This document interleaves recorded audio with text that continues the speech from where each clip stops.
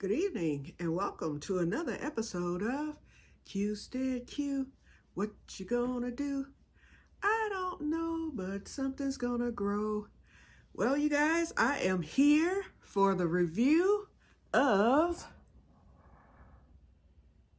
the daylight sun simulating lamp, or daylight. Well, it's called just daylight, but it's a light that is designed to help release serotonin for your brain, which is what your body needs to have natural sunlight. That's what the sun does.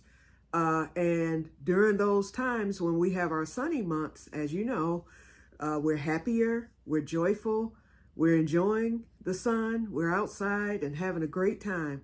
Well, for some of us that are north of the equator, and they say it's by far worse in places like Svalbard, and I forget where that is, Alaska. Then you have other places where they have polar days, and then where it's sunny 24 hours a day for 6 months, and then it is totally nighttime for the next 6 months. So they're currently going through that, polar nights. Now they're the ones with the strongest lights. They have these big wall size units of the sun simulating lights for people over there who need the light and vitamin D and serotonin and all that. Well, for those of us in the northern states, during the summertime, we get about 12 to 15 hours of daylight during the day, and then our nights are shorter. But after the month of July, when we have our summer solstice, our days begin to get shorter. Well, right now we are in our shortest days. In fact, winter solstice is on December 9th of this year. So after December 9th, our days will gradually begin to get longer again until next July. Well, while the days are getting shorter, we're getting less light, less sunlight. The days are more gloomier. We have a lot of rain. And then, of course, we have the winter here in Michigan, where there's snow. In fact, I saw in the forecast that we're supposed to get a foot this week, which is 12 inches. And I'm hoping it happens after Tuesday, because Tuesday is my last day of going out. I have that eye doctor appointment, and I plan to film that, and my trip to the ice cream shop, which is next to my eye doctor's optometry office, is right next door. So all I have to do is take a few steps, and there I am at it's either called Cornerstone or Cold Stone ice cream, but it's the best I've ever had. And because it's so far across town, I never go to that area. So I never go there. And so because I'm gonna be right there next to it, I plan to get me some ice cream. In fact, I'm planning to get some more when I go back again to pick up my glasses in about a week. And at that time, I'm going to get a big quart size to have for the winter. I deserve that at least, because I haven't eaten ice cream in about 2 years. I only eat it if it's something that I like, and I don't buy it in the store. I used to, but I no longer buy it in the store. So if, the opportunity comes where I can enjoy some ice cream, I will take it. Okay, back to the review. I'm sorry. Ice cream just does me that way. But anyway, so I know I said I would wait a week to do my review on the lamp, but now that I believe that I found my sweet spot, I can go on and review it now. As you all know, I had horror night just 2 nights ago. I had it next to my bed, and it's supposed to be at least 14 inches away. I'm believing it was 14 inches away, but I was getting too much light. And when I read the book on the symptoms of getting too much light, I had every one and then some. The first thing I noticed when I was using the light at full strength right next to my bed, as soon as I woke up in the morning, the first day I ended up with an ocular headache. And what an ocular headache is, it's like a migraine in your eyes, in your eyeballs. And because I have vision issues to begin with, I wear glasses. Plus I have MS. So in the past, how they ended up diagnosing me, finally, they suspected I had it, but The surefire diagnosis was when I woke up one morning and I was totally blind in my left eye. I had what they call optic neuritis, and that meant that I had a plaque, because MS affects, you can get plaques or lesions. And let me explain that real quick. Think of a plug. This is a plug. If I was to slice this plug down to the wire, it would begin to short out. That's what MS is. It is the myelin sheath that's on our brains, and it protects all the nerve endings, the wires, and all that on the brain, the spinal cord, and the optic nerve. What MS is, and it's classified as an autoimmune disease, it is when your immune system attacks the myelin sheath, which is your coating, and then things begin to short. So that's what brings on the symptoms. So at the time, I was having symptoms because at the time I had a plaque. I had one plaque on my brain, so they wasn't quick to diagnose it, because I had previously been diagnosed with lupus, which I have too. I have several autoimmune diseases, because keep in mind, once you have one autoimmune disease, I don't care what it is, it could be diabetes, it can be asthma, it can be anything that's autoimmune related or classified as an autoimmune disease. Once you have one, my doctor said you have them all. What gives them their various names are the number one, the symptoms, and where your autoimmune system decides to attack. My autoimmune system can attack me anywhere at any time. If it were to attack my lungs, let's say, because I have autoimmune disease, then I would be diagnosed. I could be diagnosed with sarcoidosis. I could be diagnosed with asthma. I could be diagnosed with, what's the other lung disease? Cystic fibrosis. Anything that affects the lungs other than cancer. If I were to be attacked by my autoimmune system, then I would have that diagnosis. So where my autoimmune system first attacked, it attacked my heart. I was diagnosed with tachycardia, supraventricular, which was a fast heart rate. So I'm currently on a medication called metoprolol that regulates that. I was also it attacked my kidneys early on, and that's lupus. Lupus usually it can attack the kidneys, and it can attack your heart. What else? Oh, it attacks your hair follicles. I lost my hair. And then it attacked my skin. I mean, all the stuff that was associated with having lupus I had. So that was my first diagnosis. And lupus can cause plaques on the brain. So they were thinking that it was lupus related.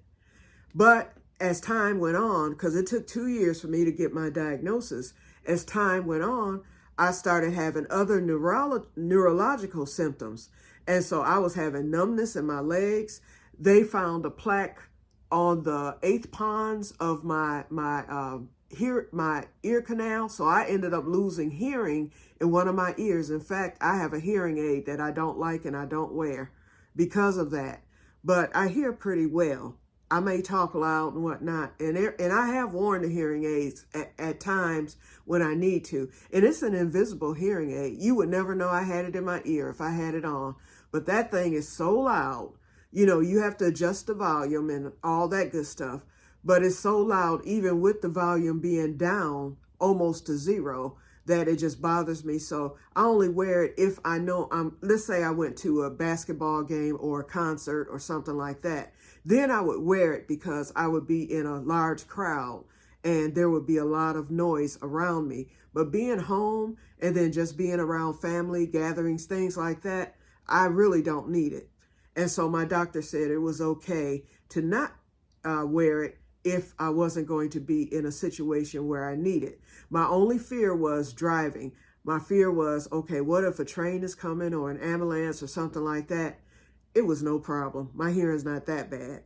Okay, so anyway, so back to the MS and then back to the light. I'm sorry, because I'm veering off, but I'm going to try to keep this short. So in a nutshell, MS is when the myelin sheath is interrupted, which is like a coating on a plug, and it causes everything to short circuit. So I started having neurological symptoms. I mentioned everything, including the ear. and the brain. I was having numbness and tingling, all kind of problems. And they suspected MS, but they weren't quick to just diagnose it. They wanted something surefire.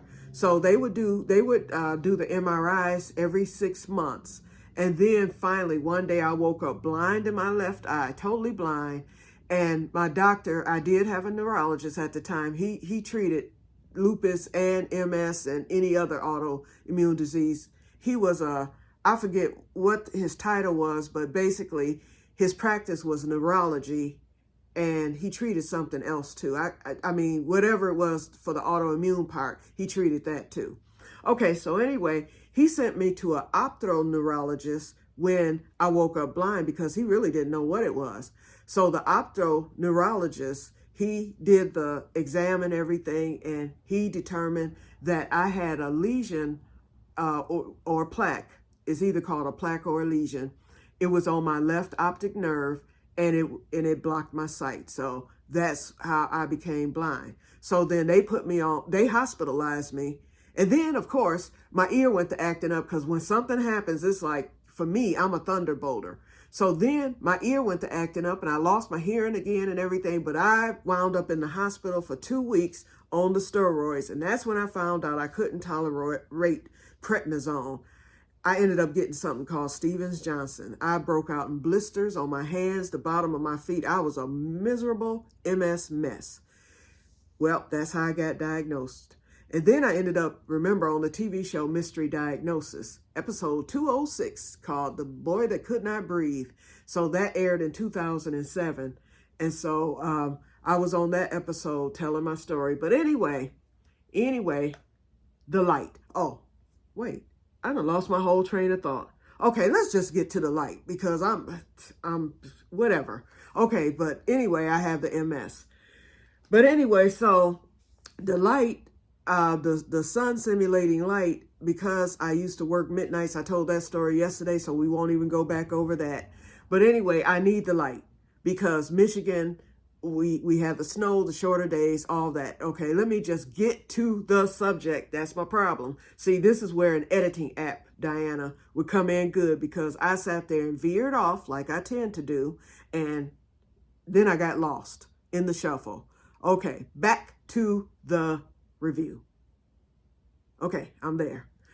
Okay, the light. Oh, now I remember what I was.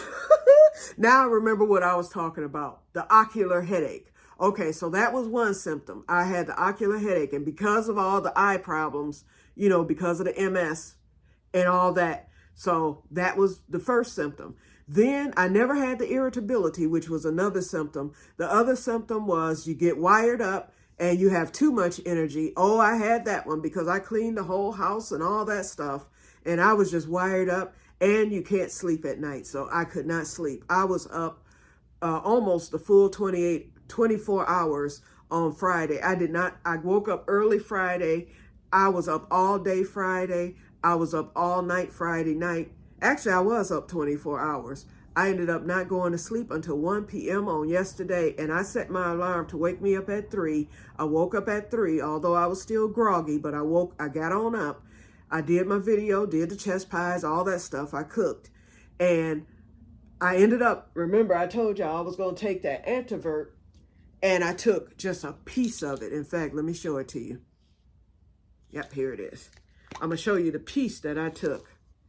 It was so small, but I just wanted to be able to go to sleep last night because I didn't know if I would be able to sleep because I did use the light yesterday, and I have turned the light down. But anyway, as you can see, most of the peel is still there. I just tore off the corner. It worked like a charm. In fact, I'm going to leave this piece right here because in case I need it tonight, because I have a feeling that once I eat, I haven't eaten dinner yet. It's 4 o'clock and I'm getting ready to eat dinner. I have a feeling that once I eat dinner, between that and this heated throw, I'm probably going to pass out and go to sleep. And that's okay because I woke up this morning. I went to bed at 12 midnight. That's when I got into bed. I didn't go to sleep right away, but I did put on my CPAP mask. I was on the iPad for a minute answering a lot of you guys' responses. And then at about, I would say about maybe 12:30, 1 o'clock-ish, I put the iPad away, just laid there, turned on the TV, because I like to watch like Maine Cabin Masters and Discovery Health when I'm going to sleep. And then my TV is alarmed, so it goes off after so many hours. So when I'm asleep, my TV goes off on its own.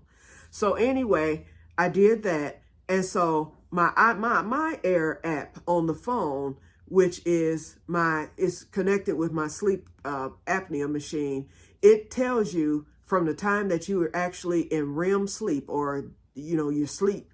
When it detects it, when the machine detects it, then it starts to record on your app, and you get scored every night on different things. How many times your mask might have leaked, how many episodes of sleep apnea you may have had, even with the CPAP. As long as you're under 5, you get scored high. And I was under 5 last night, which I have been for a while since I got that mouth tape. I always score between 3 and 5 for the event. So I know that my sleep apnea is now well controlled because I used the mouth tape. And that's why my doctor graduated me to the nasal mask, which I'll get this week later on. Okay. It also scores your episodes. It scores, and how many hours you sleep. If you get at least 7 hours, they prefer that you get at least 5 hours sleep. But if you hit the 7 hour to 8 hour mark, you get the highest score possible. Well, last night I got the high score because it showed that I slept approximately 7 hours and 55 minutes from the time that I actually was asleep to the time that I woke up. And the machine detects that. If you get up to go to the bathroom, it detects that too. It'll show as long as you're getting up to go to the bathroom and you're back within, it gives you 10 minutes to go to the bathroom, do whatever. If you've awakened during the night, you can take your mask off, and it holds everything until you get back, rehook it from the top of the thing, and then start it back up. And then your recording resumes. But it will show on the thing that you got up however many times a night to go to the bathroom or whatever. So anyway, I got the high score last night. So I know that I slept approximately 7 hours and 55 minutes. So I may or may not go to sleep. So if I don't take a nap at some point, after eating, then I will not take this pill tonight. But if I do take a nap, even if that nap is 15 minutes, which usually my naps are cat naps, if I take a nap during the day, if I take a cat nap, I know I would be up the majority of the night, if not all night, just from that cat nap. So I would already know to pop that pill at about 11 o'clock tonight, so that when I get back in bed at 12 midnight, which is my new time, then I know I'll be able to go to sleep tonight. Like I said, that pill, it doesn't leave you drowsy. It works within the hour, and it's a natural sleep. And although it's to treat vertigo, it also works for the other benefit. And it's supposed to be, like I explained yesterday, a maintenance med. And it's, I'm supposed to be taking it anyway.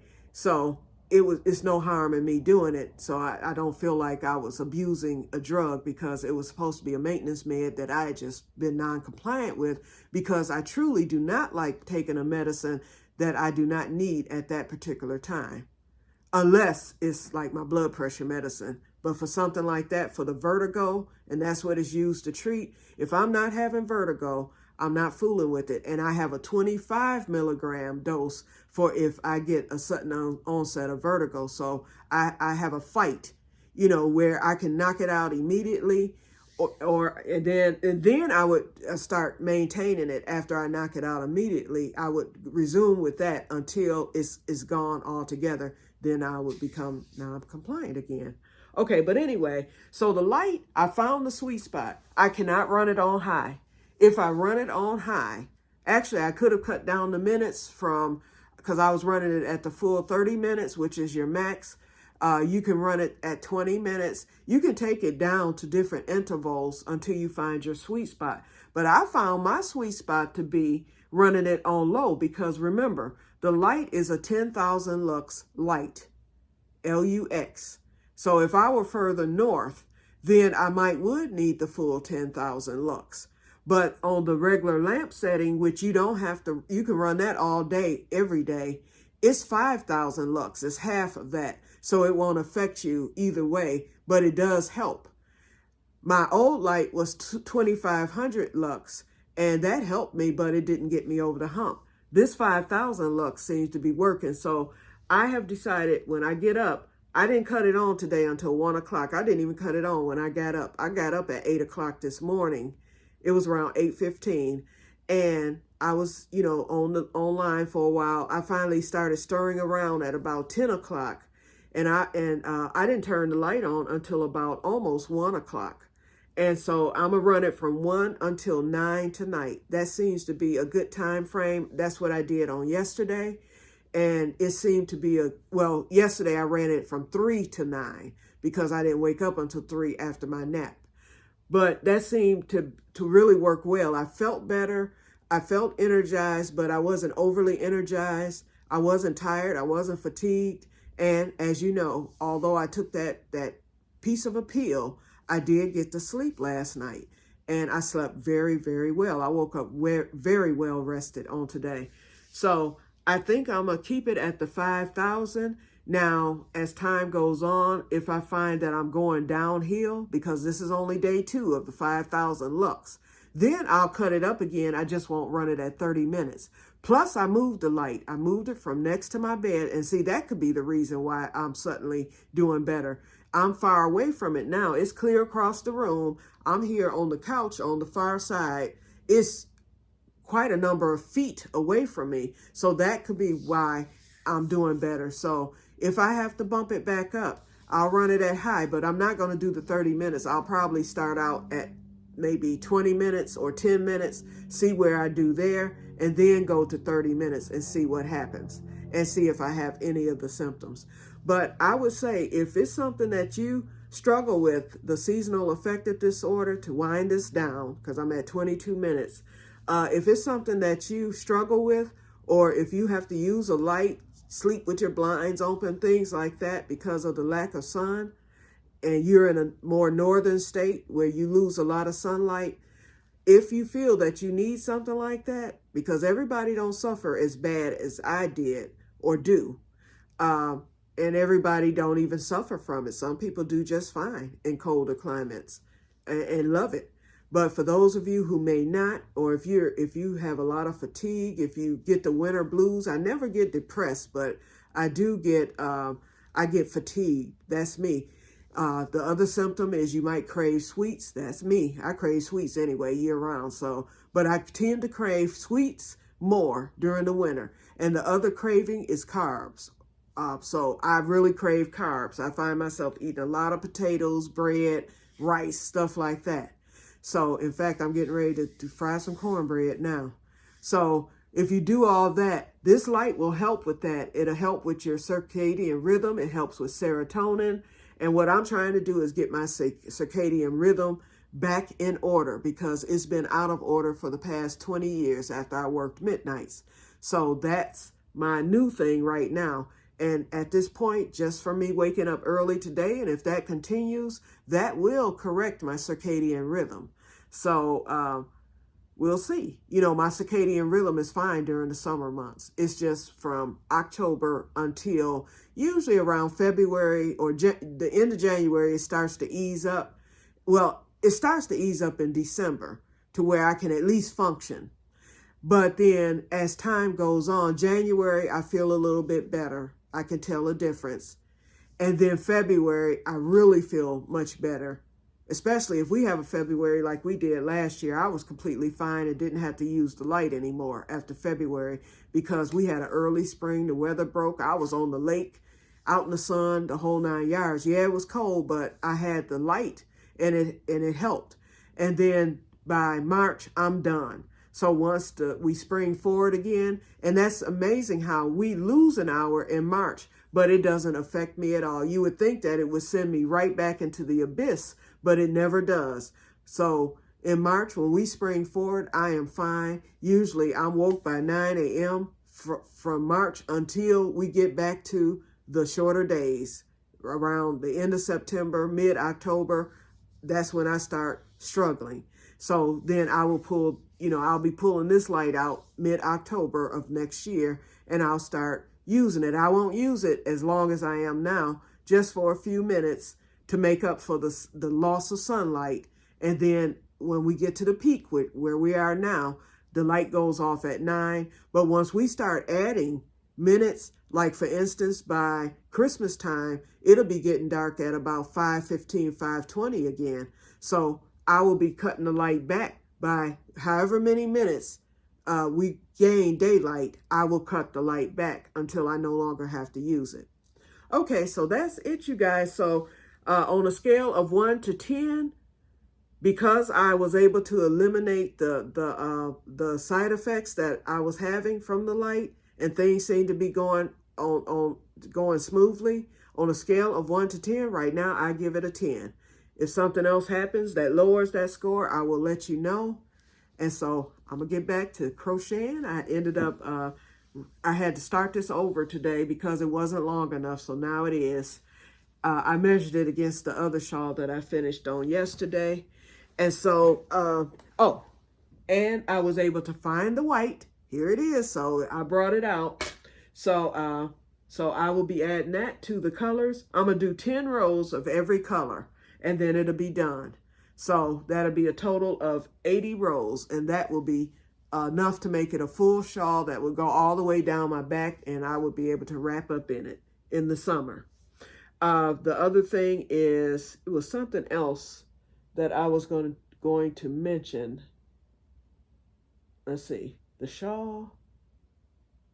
Well, I can't think of what I was going to mention. It'll come to me, of course, after I get off camera, so I'll mention it. Oh, I know what I was going to mention. So, my Swedish depth cleaning. You know that I finished that today. I kind of went through, because I needed to wash dishes, so I decided to clean out the fridge again. It was so nice being able to go in that fridge, get it cleaned out, get that stuff, thrown into the garbage, and just need to wipe it down. I didn't have to go through the full cleaning. I did the same with my microwave. But when I checked, remember I was saying I needed to do my cabinets and then I would be complete. It actually kind of slipped my mind. So this is going to be the week. After I do my eye appointment and my hibernation starts after Tuesday, this will be the week that I will get my cabinets done. So I'm going to start in the kitchen. So I might do a film of that, of the cabinet. So I need to get all of them organized. I need to get them washed down because I haven't done it since I first moved here, and it's been 3 years now. So it's time to do that. And then I'm going to get my pantry cleaned. That's what really needs cleaning. There's some stuff in there that needs to come out that was here when I moved here. And so I need to get all that cleaned out. And then lastly will be the bathroom. I will get the bathroom cabinets clean because it's just the one. And then my 2 side cabinets, I will get those clean. But I'm not going to finish up with the bathroom. I'm buying new rugs, shower curtain, and I'm getting ready to just change the bathroom completely, the whole decor. But I'm going to wait until January because January is the month for white sales. And so I should be able to find my rugs, my shower curtains, my bathroom stuff much cheaper. Unless a big sale comes up now before the January white sales, I won't be buying that stuff until January. In fact, it'll be after Christmas because I'm not going to any stores before Christmas anyway. So it's going to have to be the white sale. And then everybody's back to work. The kids are back in school. I can go out early in the day because I can wake up finally early enough to go and be out with the other fossils, as I call myself, the older people. I'll be out with them at the stores and we'll have a great time. Okay, you guys, so we're at 29 minutes, so let me cut this because I am way over time. But yeah, the light gets a 10 out of 10. So if you need that, you will not be disappointed for the S.A.D light, and it's called Daylight by Carex. If it's something you're interested in ordering, you can order it from their website. It's going to be at least $200 through theirs. You can get it on Amazon. That's where you might find it the cheapest now during the Prime days and all that. I bought mine off eBay and I was able to get a brand new one, unused, in the box. It was still in the plastic and everything, I was able to get that light for under, it was $65, and after shipping and stuff, it ended up being $75. But I saved at least 70% on the light. And so do that. If you're going to do it, check either eBay, Amazon, before you go to their light site. But if you go to the Carex site, you will get a huge warranty with the light. So, I mean, if you want the warranty with it, where they'll replace it for free, and the reviews were great on that aspect, then if you don't want to take the gamble like I did, thank God I beat the gamble. It works. So, but if anything happens to it within 5 years, then I've lost, because I will have to purchase another one if I break it or something like that, or if it goes out. But because it was brand new, my assumption is that it will give me the 5 years that I deem worthy for a warranty. Okay, you guys, so I'm off of here. As you can see, it's dark outside now because it is now 5 o'clock. So I will talk to you guys later, and may God bless you all. You have a wonderful day on tomorrow. I will not be back until Tuesday unless something happens, like a seed alert. Oh, I have some seeds coming tomorrow too. So, but I can wait till Tuesday for that. I can tell y'all about the seeds on Tuesday, or just do a short. So I will talk to you guys later, and may God bless you all. Thank you for watching this long video. Bye-bye.